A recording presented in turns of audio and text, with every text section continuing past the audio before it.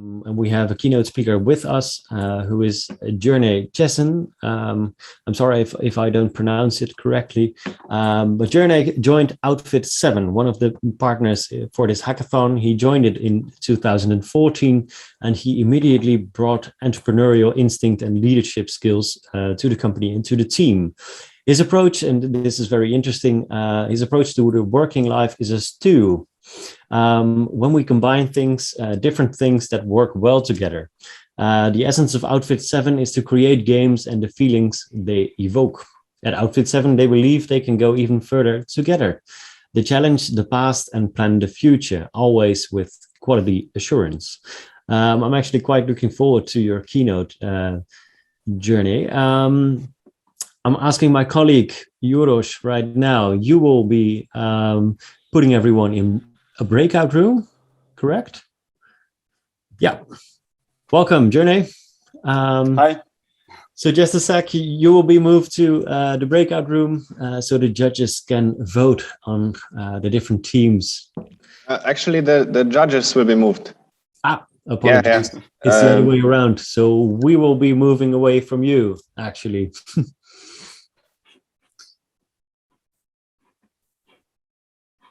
Okay, I see the breakout room window popping up.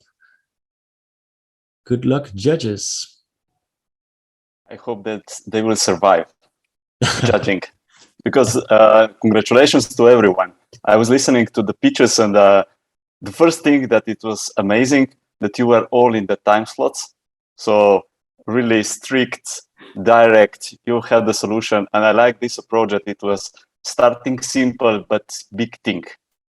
Go for a big story at the end, and you have a really specific goal. You were not oriented, oh, what are the tools, but you wanted to find a solution for a specific problem. So this was really cool. And also thanks for this kind of introduction. You pronounced Jernej really well. To help you out, you can also call me Jerry the Garlic. It's in English. So this is how we call each other in our company. Okay, before sharing the screen, I need to comment a little bit on the presentations. As I said, I like the simplicity of the approach, what you wanted to solve, how you were solving it. Then one thing that also popped out was the data collection. All of you mentioned, hey, we need to collect the data, then we will have the bot behind, and we will find a solution. This is the key essence of everything. And what is the next step there is we need to collect the data, and we need to make use out of that data, which is actually one of the key essence that Outfit7 is working with. So what I'm going to talk to you about today, the first thing is the title of the presentation is actually the digital pollution, because I wanted to somehow follow up after the job that you did. So how to help the sustainability, the green approach of all the countries, everyone that is living on this planet. And you need to be aware that there is also a huge pollution going on the digital world. I don't know what stopped, but I will just continue. Yeah, you can continue. Apologies, the recording stopped. Sorry. No problem. So let's go with sharing the screen. Do you all see the presentation? Okay. So first part is going to be about Outfit7, just that you get an idea what Outfit7 is. For sure, I hope that you are all gamers and that you play some kind of games and you spend time in the digital world. Then I'm going to talk to you a little bit about the digitalization, what is happening there, and then the not simple approach, but actually how we look at it and how we think that we can actually all contribute to make the world, digital world, more clean. I think that you all have your phones really close to you. Is someone there that's without the phone? You have them. And you know that you are actually carrying in your pocket the most powerful weapon that is existing right now on the world. Everything that you are doing is actually connected with your phone. You have your bank accounts there. You have all your friends there. You have all the social connections there. everything is interconnected. And with all this data, if you collect them in the right way, you can manipulate the words in each direction that you want. So about Outfit7, I wanted to show you first the corpo video, but I will go with one that was created there 2 years ago when we were celebrating the 10th anniversary of Outfit7. And we also reached one of the biggest milestones of the company. So it was 10 billion downloads on the worldwide level. I hope that sound will work. Just put thumbs up if you will hear the sound. We're Outfit7. We've been making games for 10 years. Our apps have been downloaded 10 billion times. Our videos have 40 billion views. And our characters have been poked, slapped, and sent to the toilet too many times to count. But it wasn't always like this. Let's take a trip way back in time. All the way back to... whoops. To 2009. People were getting smartphones and using them to watch viral cat videos. The future was here. But a small team had a dream to bring fun to the whole world. We thought about what we liked, what made us laugh. Then we put that into a game. We knew this had to be what we were looking for. It was everything we wanted. Hello, I'm Tom. And sure enough, something clicked. Then it kept on clicking and clicking. Check out my cool app. Talking Tom got a group of great new friends. Bonjour, chérie. And then it really clicked. And our ideas grew more than ever before. We had toys, videos, Hollywood appearances, and, of course, The final frontier. lots and lots and lots of games. Our big dream was really happening. The world was having fun with us. But this guy didn't do it alone.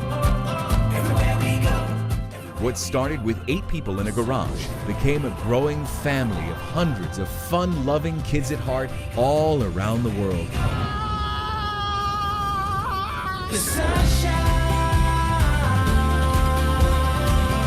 And even more kids at heart who work with us and share our big dream.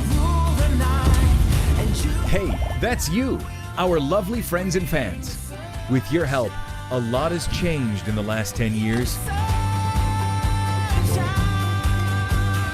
But one thing has always stayed the same. Hi, I'm Talking Tom. We never stop asking, how will we help you have fun today? And how will we keep you having fun tomorrow? So what is the point of this video and the entire story of Outfit7?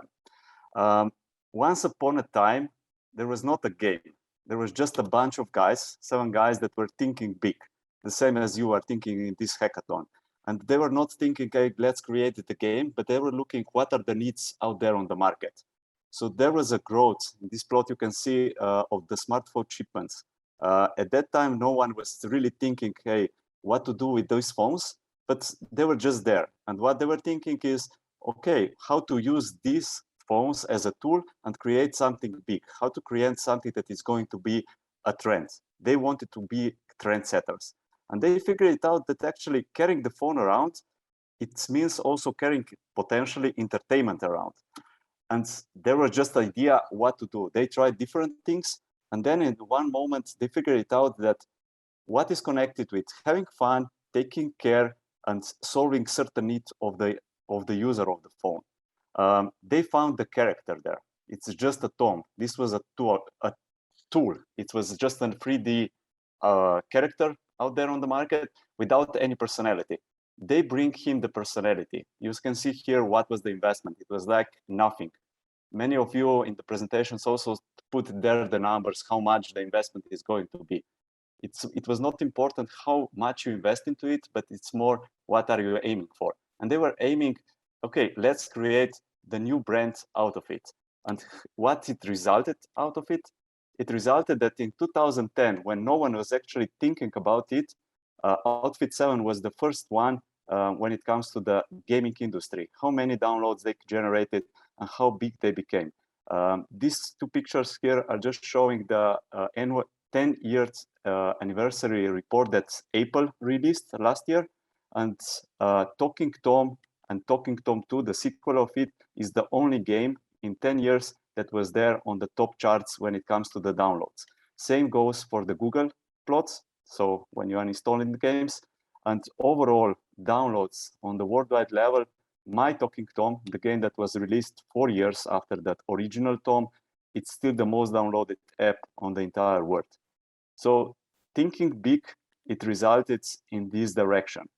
But because they wanted to ride this wave, they were also thinking, hey, what about adding the new characters? So they started to create sequels. They were putting new characters in, because this is the simplest way how you can increase the entire ecosystem. But few things didn't work. What means didn't work? They were still bringing millions, but is this the only metric that you need to look at, or there is something else? And in reality, we were just adding on top. So this is how many active users we have on the monthly level.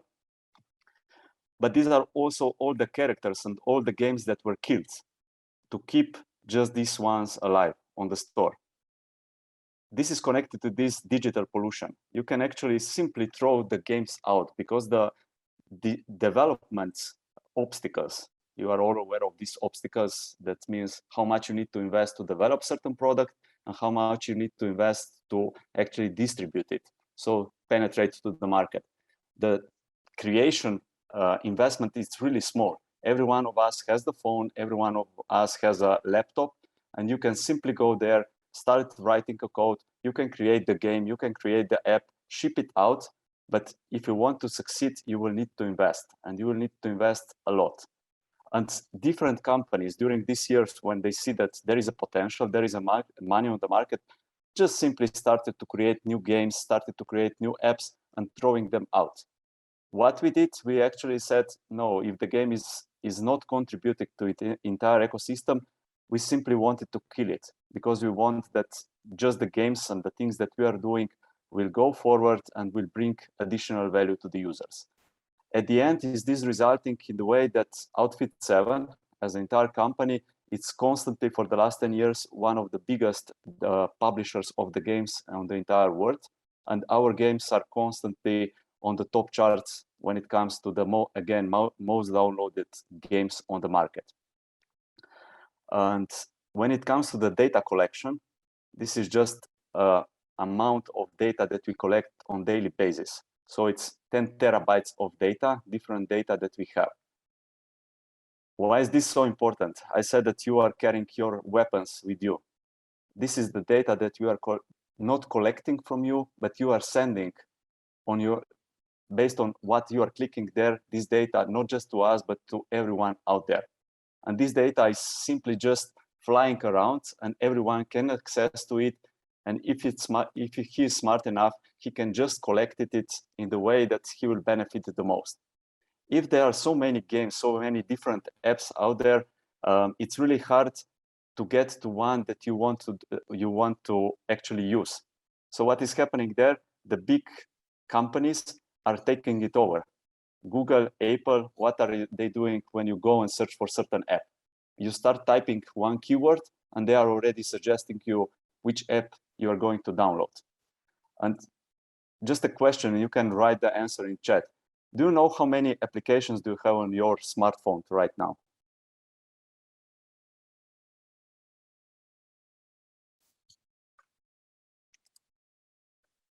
Anyone with answer? On average, more than 40 apps. But do you know how many of them do you really use? I saw Luca saying 5. Yeah, it's around between 5 to 10. And all others are just simply trash there. They are taking your phone memory. They are actually polluting the entire digital world because of that, because they are there. They are still sending the data around and no one is using them. So this is this blindness that is happening all the time. How to solve this problem? Again, it's the responsibility of all of us. Here is the map of the world and where we are present and how many users do we actually have. We are talking of the amount of almost 500 million of monthly active users of our applications. And we are present all around the world. So this is giving us another level of responsibility when it comes what we are releasing, for whom we are releasing, and what kind of data we are collecting on the back. When it comes to the number of downloads, the video that I was showing to you, there was a number of 10 billion downloads 2 years ago.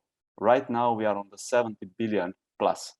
The first one that is following us right now has just a third of these downloads when it comes to the gaming. I already mentioned almost 500 million of monthly active users. We also have the video content, we have the physical products, and we are really thinking about the ecosystem as one unique thing. So going from the physical world to the digital one. When I said that there is a huge, not pollution, but saturation with the applications out there on the market, you can see it here.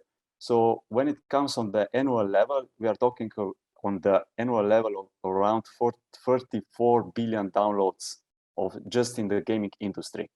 But the majority, so more than 80% of all downloads are coming from 1% of the publishers. So all other games and things that are released out there are, we can call it trash. And where we are as at Outfit7, right now we are owning around 7% of those 80% of total downloads when it comes to the gaming industry. What is our mission? And this is really connected with how we are dealing on the market, is actually delivering the fun. There are no actual numbers behind it.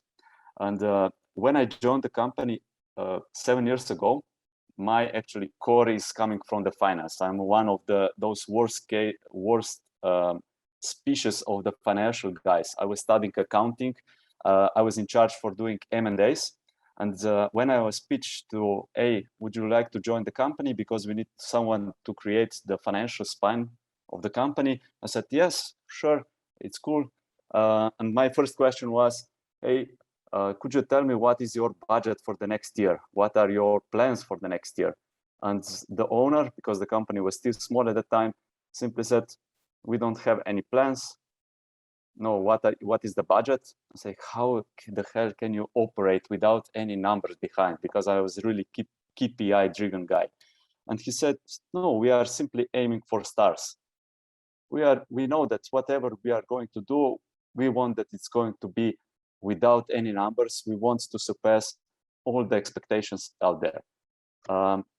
And what we are aiming right now, we want to be the leader in next generation of entertainment.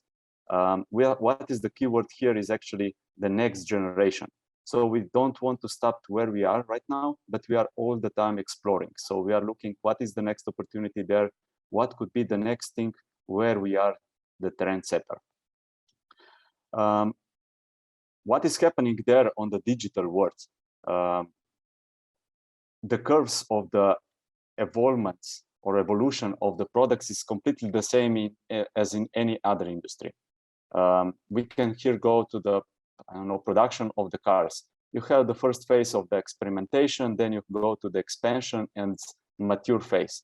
And with these phases, everything is connected. In first phase, when it comes to the experimentation, everyone is just installing. Remember it yourself, some of the people here on the presentation are at my age or a little bit older.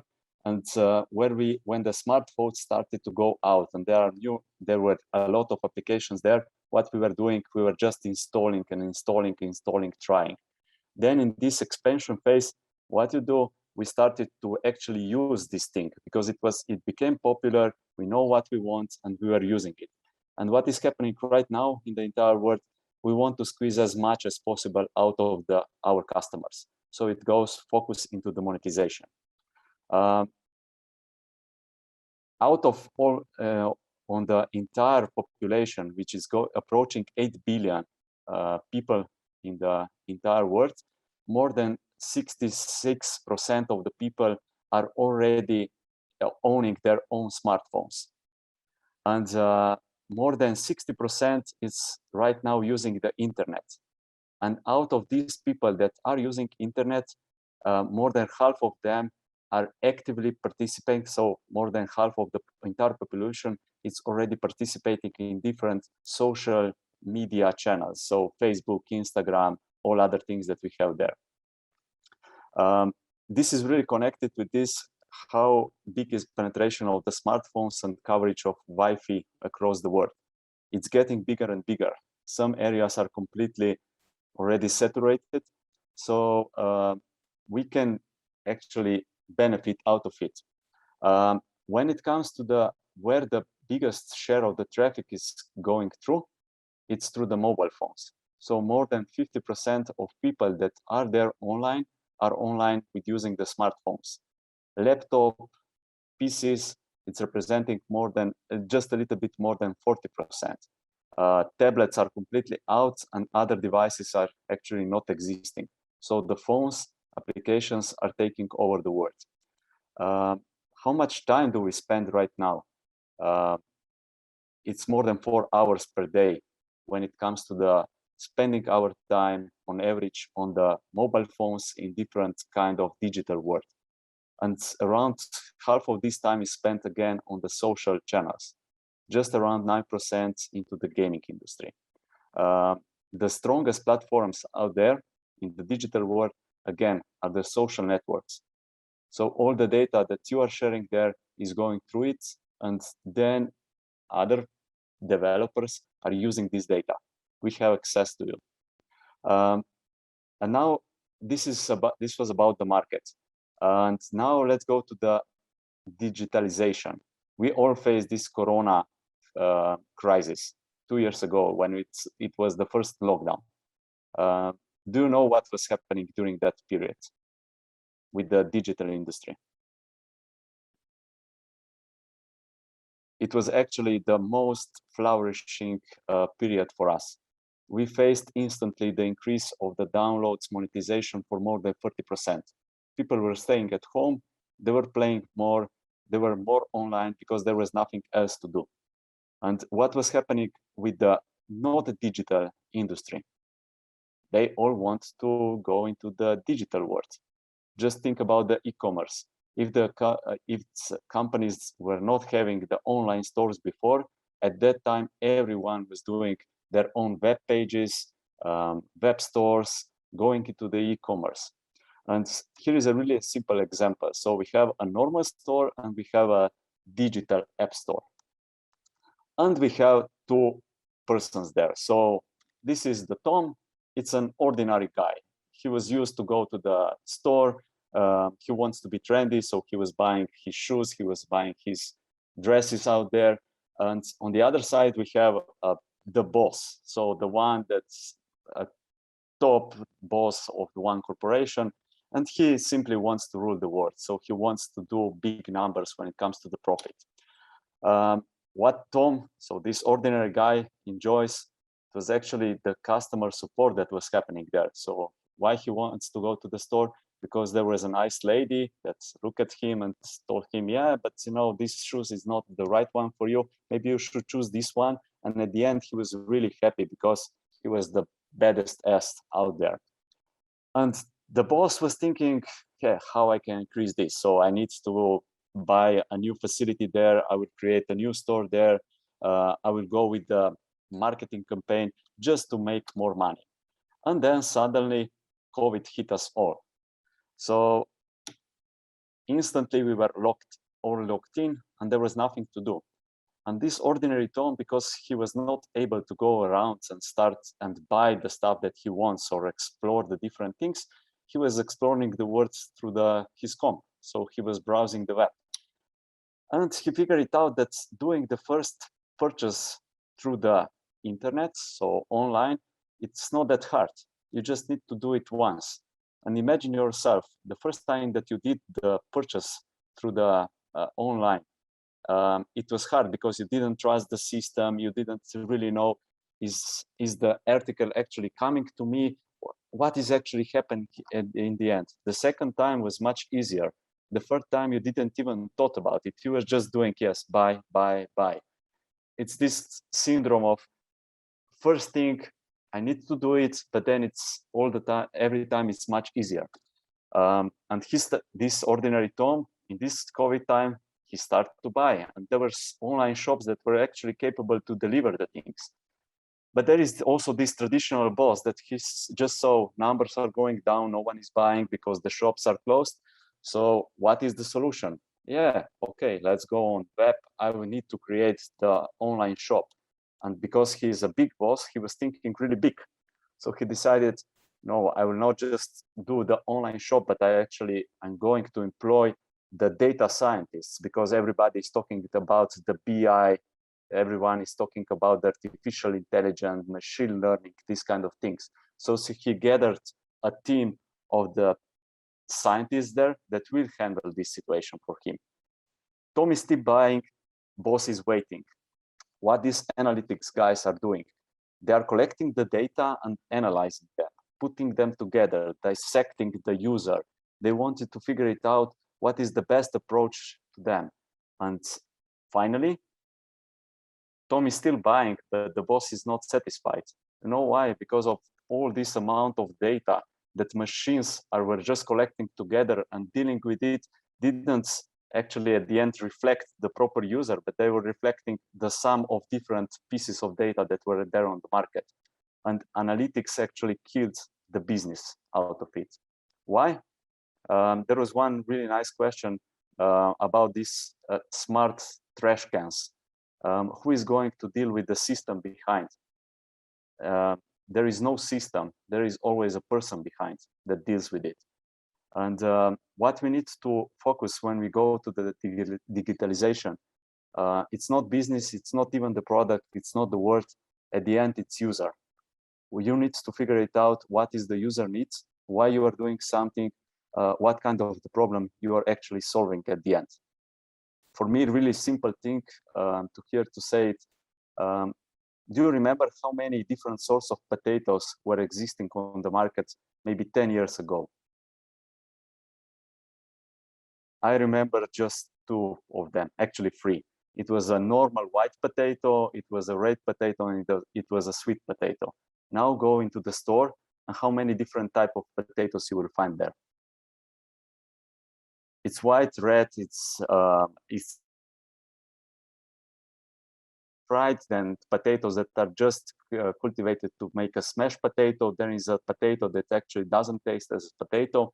So we created the needs of the market, and everybody is now buying these different kind of things. Same goes for the ovens or dishwashers. Do we really need to have there a touch screen on dishwasher?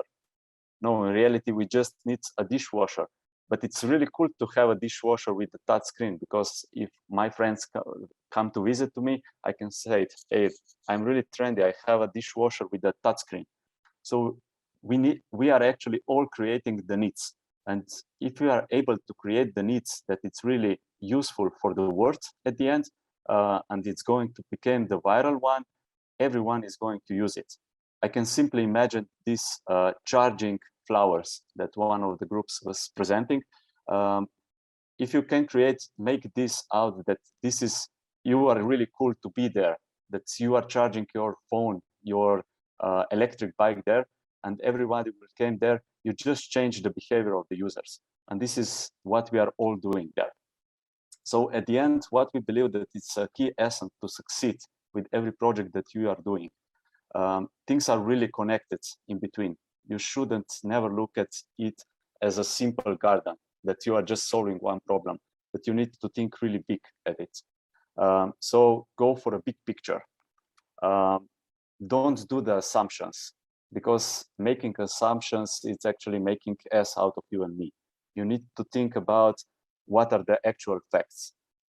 And for me, at least, the most important thing is whatever you are doing, you need to think in the way that you can explain it to the kid. So if you are using the big words, as we are also doing it in the gaming industry, when the product comes to me and say, hey, we are going to create something really big, it's going to be asynchronous play multi-layer complexity, characters, adaptation, and these kind of things, what is coming in my mind is what the fuck this guy is saying.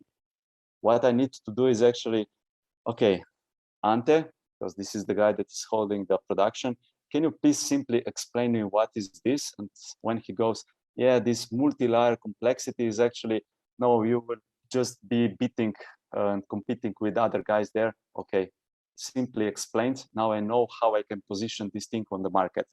Asynchronous play.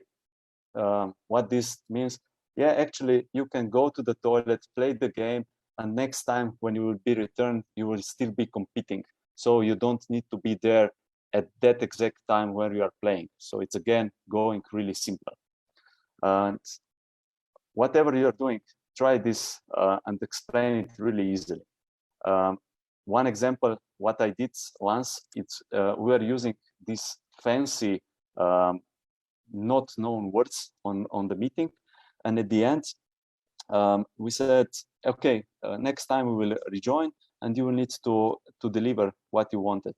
And guys simply didn't deliver because they didn't understand it. So you need to ask them, always ask why, and try to make a really simple solution.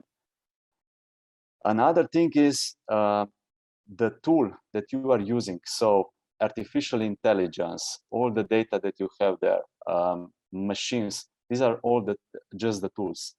And why this picture here?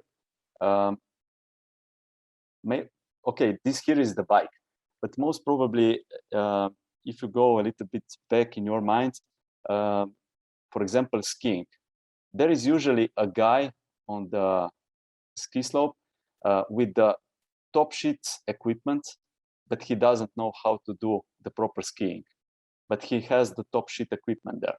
So this is usually happening with us. We are buying and subscribing to all potential databases, we are buying all the fancy tools, but at the end we don't know how to use it. 10 years ago, when I was still working in Mercator, we wanted to build a BI. And one day, one of my colleagues called me and said, hey, Jernej, come to me, and say, okay, look at this table. It's like, okay, you have a table. Yeah, but look, I don't have just this table, but actually it's like this big. And I have also another screen. I collected this and this amount of the data. And I was listening to him, and then my question is, okay, you have the data, and what now? I don't know, but I have the data. So this is the problem that is usually happening there. We have the tools, we have all the equipment, but we don't really know how to use it. So it's not about the solution, it's about the approach. You need to know what you want to achieve, and then at the end, you will find the solution. Stop, reflect, reassemble, and focus. Focus on those things that really count. Don't be lost in some small details, because then you're going to be lost forever. And what is the thing that we have all in the pocket? It's also this wild card, so a joker. We need to know how to use it, and we need to use it smartly. In one side, if you use the joker smartly, you can do crazy things and you can really make a breakthrough. So don't be afraid and put the balls on the table. And on the other side, when you collect this kind of data that we do, and that you have the access to this amount of users that Outfit7, for example, do, it's also the responsibility. If you use the wildcard in the wrong way, you can actually not just destroy the company, but you can actually negatively affect the entire ecosystem that is existing out there. So this is actually the last slide that I have here. What I would say that I would like that you keep in your head, think big, don't be afraid of new challenges, and be kid. Keep the child that it's there inside of you, and you will be able to achieve big things. Thanks.